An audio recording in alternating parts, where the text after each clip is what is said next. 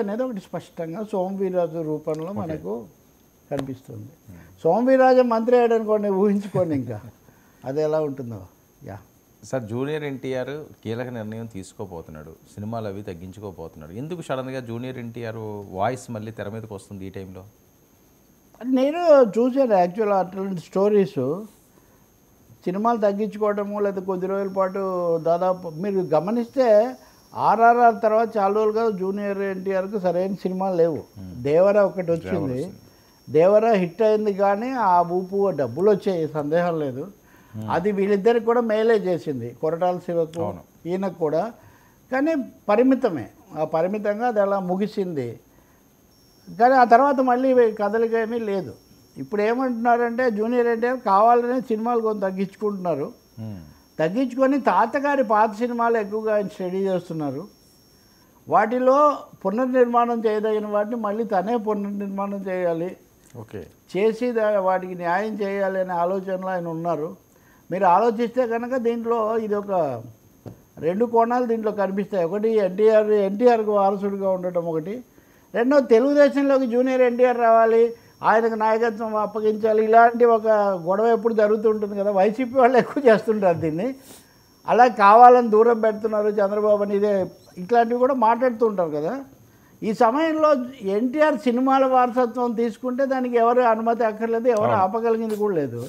మీరు చూస్తే బాలకృష్ణ వాళ్ళ నాన్న సినిమాలు తీయాలని కృష్ణార్జున యుద్ధము, అవును, వెంకటేశ్వర కళ్యాణం ఇట్లాంటివి కొంత విరాట పర్వం తీస్తానని అనౌన్స్ చేశారు. సౌందర్య గారు చనిపోయారు, అది ఆ సినిమా ఆగిపోయింది. సో ఒకటి రెండు ప్రయత్నాలు చేశారు కానీ బాలకృష్ణ ఏమీ జయప్రదం కాలేదు.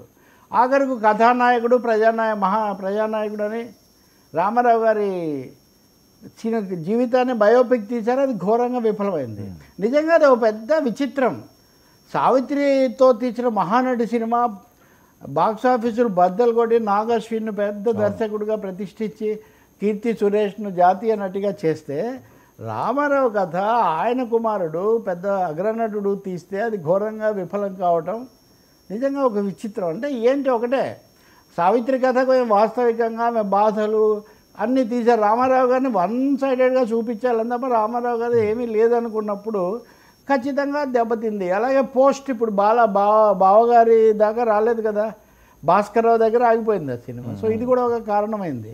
బహుశా ఈ పరిస్థితుల్లో ఈ వార్తా కథనమే నిజమైతే అన్ని కోణాలు ఆలోచించి జూనియర్ ఎన్టీఆర్ ఇలా చేస్తుండాలి. అంటే to claim the legacy of his grand father, అది ఒకటి. ఆ వారసత్వాన్ని తను పొందడం ఒకటి. రెండవది నిజంగా కూడా చేయాలి కదా. రామారావు మీద మంచి బయోపిక్ తీయలేకపోవడం ఏంటండి, ఎవరెవరి మీదో తీశారు, అంత నవరసభరితమైన జీవితం ఎవరికి ఉంటుంది.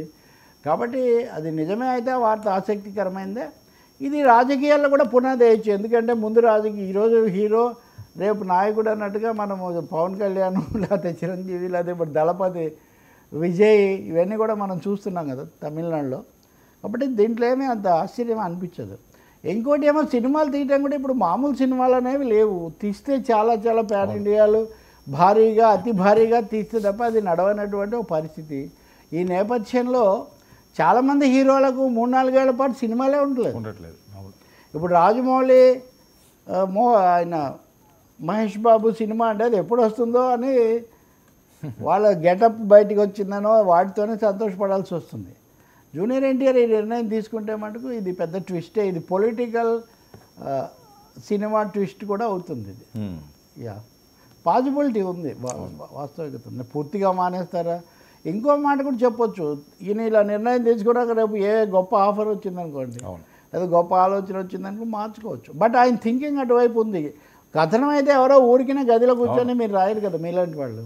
వాళ్ళకి ఏదో ఉప్పు అందిస్తూ ఉన్నారు కనీసం. ఉప్పు కాదు ఇది, నిప్పే అనుకోవచ్చు వ్యతిరేకుల కోణంలో.